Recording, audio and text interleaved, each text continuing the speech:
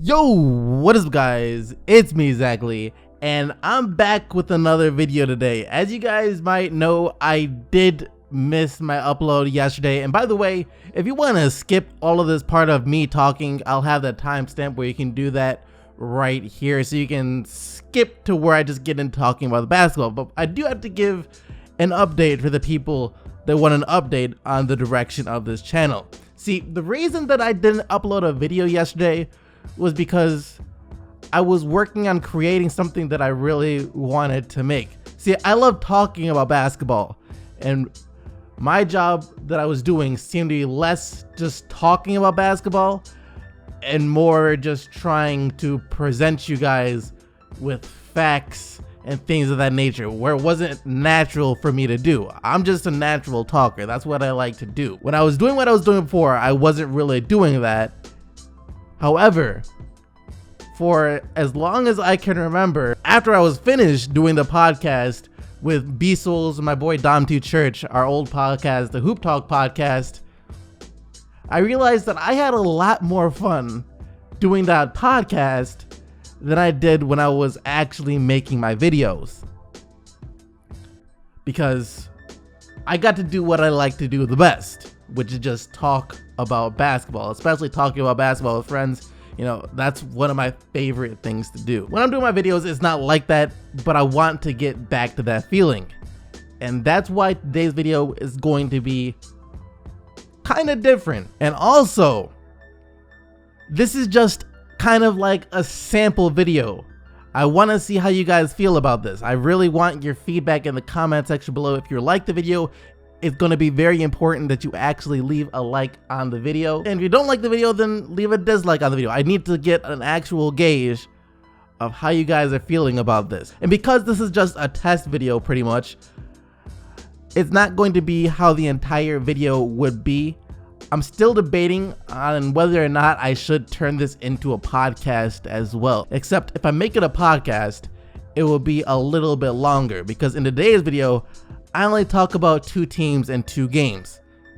If I were to do this every day in the podcast, I would be talking about all of the teams and all of the games. But if I do that, the video could wind up being 20, 25, 30 minutes long. So I don't know if you guys would want that for me to upload the full video for you guys here on YouTube, or just have the full part for podcast, or if I should take a couple of games, the most, I guess, anticipated games, and make a clip for YouTube while still talking about the full thing on the podcast for those of you that want the full thing. That's something else I'm trying to figure out, so leave your opinion on that down in the comment section below. But I've been rambling on for far long enough here, so I hope you guys are going to enjoy this video. And if you do, once again, leave a like on it. Let me know what you think about this entire thing down in the comment section below. In today's video, I talk about the Boston Celtics versus the Houston Rockets, and then the Los Angeles Lakers versus Sacramento Kings. Enjoy.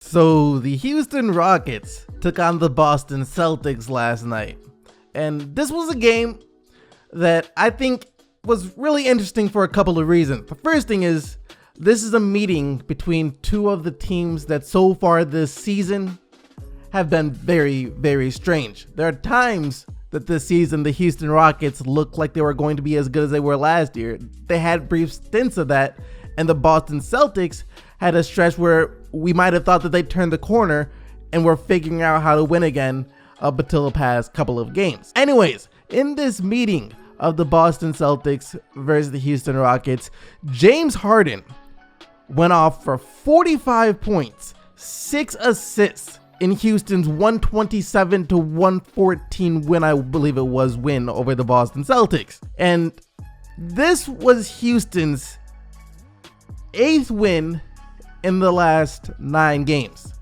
They're on a stretch right now. They're playing their best basketball of the season. Some of these wins coming without Chris Paul. The last few wins coming without Chris Paul. Now, what's happened for Houston is James Harden, over the stretch of these last 8, 9, 10-ish games, has been unreal. averaging 35.5 points per game, 7.5 assists per game, 5.4 rebounds per game. It is shooting 45% from the field and 40% from three. And in those 8 games, Harden had one 50-point game and 3 40-point games. James Harden is playing the highest level of basketball that he's ever played in his career over this last 8, 9, or 10 games. And after the Houston Rockets beat the Boston Celtics in this game, James Harden went on to say that once again he feels as if not only he should just be in the conversation for MVP, but he still feels like the other guys are still trying to come to it for his crown. He still feels as if he's the best player. He's been the best player this season. He thinks that if the season ended right now, that he'd most likely have to win the award. A couple of weeks ago, I would have said you're crazy. You were phenomenal last year, but this ain't your year, James Harden. And look at you, you look at your team, you're not playing as well as we all thought you were going to be. So how could you ever be the MVP this year? But now it's a completely different story because the Rockets are no longer struggling to fight in the Western Conference. And if James Harden can keep playing at even a similar level to this for the rest of the season, and the Houston Rockets do end up in the upper half of the Western Conference instead of the lower half of the Western Conference, it wouldn't be the craziest thing in the world if James Harden did win back-to-back MVPs.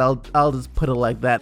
Now though, we need to talk about the Los Angeles Lakers taking on the Sacramento Kings. The Lakers in this game, their first game without LeBron James, since he's out with his groin injury for the next few games. They were also without Rajon Rondo, as he stayed back in LA.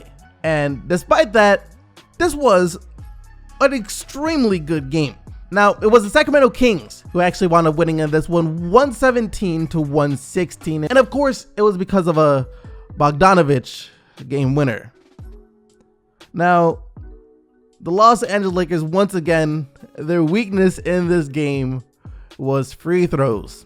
As if Brandon Ingram would have went to the free throw line and hit both of his free throws at the very end instead of just one, game would have at least have gone into overtime if things still would have played out exactly the same, which it's hard to say. And remember, these aren't the same Kings from last year. This Sacramento Kings team isn't the team that was only winning 15, 16 games on the season, or 20, 30 games on the season maybe. But this is a Sacramento Kings team that's currently 19-16 on the year. De'Aaron Fox playing extremely well. Buddy Hield playing extremely well. A lot of guys on the team are just playing extremely well. And the Los Angeles Lakers were right in there till the very end.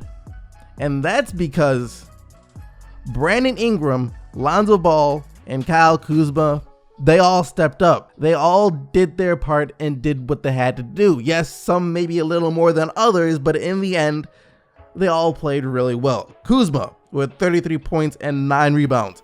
Ingram had 22 points, and then Lonzo Ball, in his first game without LeBron James, 20 points, 12 assists, and 9 rebounds on 8 of 13 shooting from the field and 4 of 6 shooting from 3. Now, this right here is the Lonzo Ball that we all thought we were getting when he came into the NBA. As off the top of my head, as far as I can remember, this just might be the best game that Lonzo Ball has played in his career. It might not be the most statistically achieving game. It might not be the game where he scored the most points. He didn't have a triple-double. He didn't have as many blocks or whatever, but I'm just talking about as a floor leader on the offensive end. This might have been the best game that Lonzo Ball has played in his career. He was aggressive. He was decisive. He didn't look timid like he was second guessing himself on the offensive end. He didn't look lost like he does get sometimes on the offensive end. And this is exactly why I said that it might be good in the long run for the Los Angeles Lakers to go a few games without LeBron James. It's easy. It's so easy to fall into the trap of I don't have to do as much, or I don't have to do that because LeBron can do that when you're playing alongside LeBron James, especially if you're a young player still trying to figure things out, like Lonzo Ball is, like Brandon Ingram is, like Kyle Kuzma. It would become easy for them to think, okay, I don't have to do this because LeBron does it on the offensive end. Lonzo Ball, you got LeBron doing everything on the offensive end. He has to develop the confidence in himself on the offensive end. And he can do that without LeBron James on the court. And then when LeBron does come back, he can see what Lonzo can do. Lonzo can see what Lonzo can do. Everyone can see what Lonzo can do. So that makes the Los Angeles Lakers even better in the long run. Like, this is what you would call, I'd say, a good loss for these Los Angeles Lakers. It was a good loss in the sense that they proved that they don't need LeBron James in order to compete. Once again, yes, it was against the Sacramento Kings, but these aren't the same Sacramento Kings from last year. They're 19-16, not 6-19.